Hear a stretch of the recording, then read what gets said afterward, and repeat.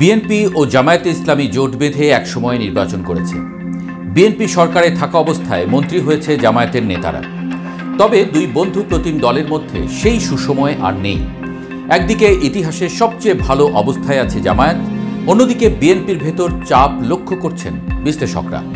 PR issue নিয়েই মূলত টানাপোড়েন। অন্যদিকে এনসিপি প্রকাশ্যে বিএনপির বিরোধিতা করছে। নিজেদের শক্তি টের পেয়ে আসছে নির্বাচনে, আর ছোট ভাই হতে চাচ্ছে না জামায়াত, চাচ্ছে সব আসনেই প্রার্থী দিতে। তবে সবচেয়ে বড় বোমাটা যেন ফাটল বুধবার।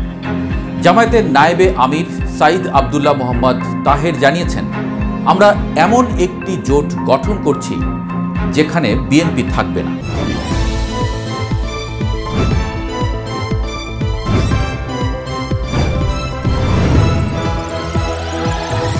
কাদের নিয়ে জোট করছে জামায়াত? জামায়াতের নায়েবে আমির সাইদ আবদুল্লাহ মোহাম্মদ তাহের বললেন, আমরা একটা জোট করতেছি যেখানে বিএনপি থাকবে না। সেখানে বিএনপির বাইরে মেজর রাইট, কিছুটা লেফট, ইসলামিস্ট সবাই থাকবে। আমরা সেই চেষ্টা করছি ইনশাল্লাহ। তাহলে কি বিএনপির সাথে সব শেষ হলো জামায়াতের? উত্তরে তাহের বলেন, বিএনপির সঙ্গে আমাদের কোনো দূরত্ব হয়নি। এখানে দূরত্বটা হচ্ছে নীতির, দল হিসেবে নয়। কারণ বিএনপিকে পাইলে আমিও জড়িয়ে ধরি, আমারে পাইলেও বিএনপি জড়িয়ে ধরে। এই ভ্রাতৃত্ব তো আমাদের আছে। তবে বিশ্লেষকরা বলছেন, এগুলো স্রেফ কথার কথা। ঘর আলাদা করে ফেলেছে দুটি দলই। বাংলাদেশের রাজনীতিতে জামায়াত ইসলামী এবং বিএনপির সম্পর্ক দীর্ঘদিনের। ৮০ দশকের পর সামরিক শাসনের অবসান এবং গণতন্ত্রের প্রত্যাবর্তনের পর দুই দল একসঙ্গে জোট গঠন করে রাজনীতিতে প্রভাব বিস্তার করে। ২০০১ সালের জাতীয় নির্বাচনে বিএনপি জামায়াত জোটের বিপুল বিজয়ে জামায়াত দুজন মন্ত্রী পায় মন্ত্রিসভায়। বিএনপির নেতৃত্বে শাসনকালে জামায়াতের সাংগঠনিক শক্তিও ব্যাপক বৃদ্ধি পায়। একসময় জামায়াতকে বিএনপির ছায়াতলে বেড়ে ওঠা দল হিসেবেই দেখা হতো। কিন্তু ২০০৮ সালের নির্বাচনে বিএনপি এবং জামায়াতের জোট ভরাডুবি করে। এরপর পরবর্তী সময়ে জামায়াত একাধিক ধাক্কা খায়। আন্তর্জাতিক অপরাধ ট্রাইব্যুনালের রায়, দলের নিবন্ধন বাতিল, বড় নেতাদের ফাঁসি বা কারাদণ্ড এবং রাজনৈতিক নিষেধাজ্ঞার ধাক্কায় দলের সাংগঠনিক কার্যক্রম স্থবির হয়ে পড়ে। কিন্তু গত এক দশকে জামায়াত আবার ধীরে ধীরে ঘুরে দাঁড়িয়েছে। বিশেষ করে তরুণ প্রজন্মে দলটির প্রতি আগ্রহ দেখা যাচ্ছে বলে রাজনৈতিক বিশ্লেষকরা মনে করেন।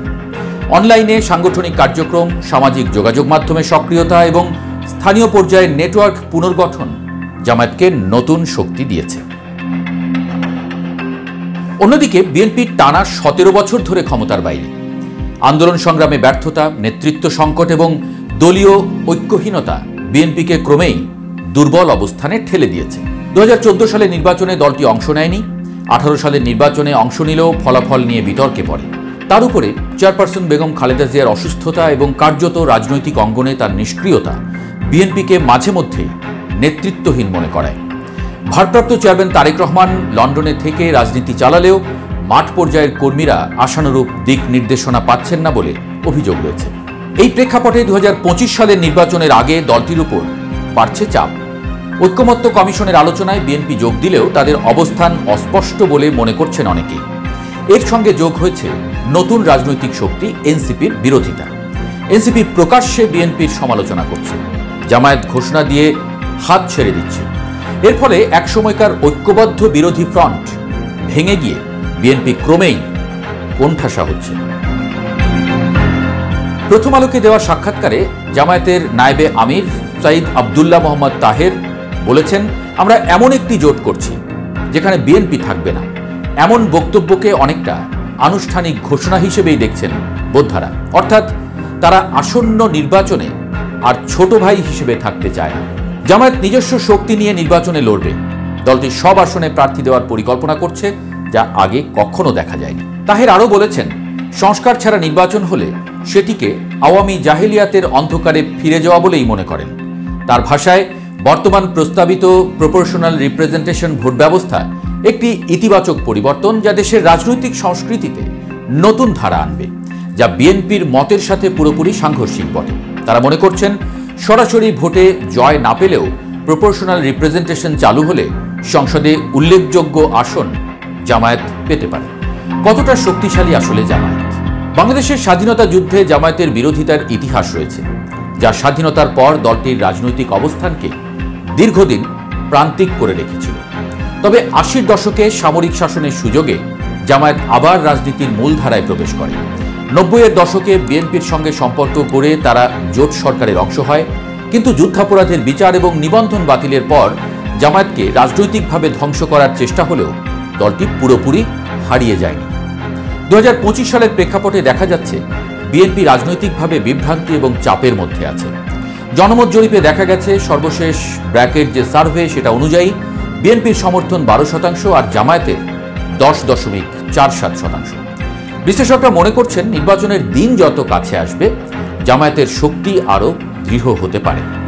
জামায়াত জাতীয় ঐক্যমত্য কমিশনের আলোচনায় সক্রিয়ভাবে অংশ নিয়েছে। এই সময়ে তাদের লক্ষ্য ছিল মৌলিক সংস্কার নিশ্চিত করা। কমিশনে প্রায় ৩০-৩২টি দল অংশ নিয়েছে, ডানপন্থী, বামপন্থী, মধ্যপন্থী এবং ইসলামপন্থী। এই আলোচনার মাধ্যমে বিভিন্ন দল একে অপরকে জানার সুযোগ পেয়েছে।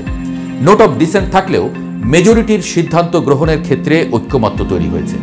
জামায়াতের পক্ষ থেকে দেখানো হয়েছে গণভোট ও পিআর পদ্ধতি জাতীয় নির্বাচনে অপরিহার্য। এই প্রেক্ষাপটে জামায়াতের বিএনপিবিহীন জোট ঘোষণার ইঙ্গিত রাজনৈতিক অঙ্গনে নতুন সমীকরণ তৈরি করছে। বিশ্লেষকদের মতে জামায়াত এখন নিজেদের শক্তি সম্পর্কে আত্মবিশ্বাসী। তারা মনে করছে সরাসরি ভোটে প্রার্থীরা জিততে না পারলেও সংসদে পিআর ব্যবস্থার কারণে তারা উল্লেখযোগ্য আসন পেয়ে যেতে পারে। এই আত্মবিশ্বাসী তাদের বিএনপিকে শাসানোর সুযোগ দিয়েছে। তবে রাজনৈতিক ইতিহাস বলছে বিএনপি ছাড়া এভাবে বিরোধী জোট গঠন করে কাজটা সহজ হবে না।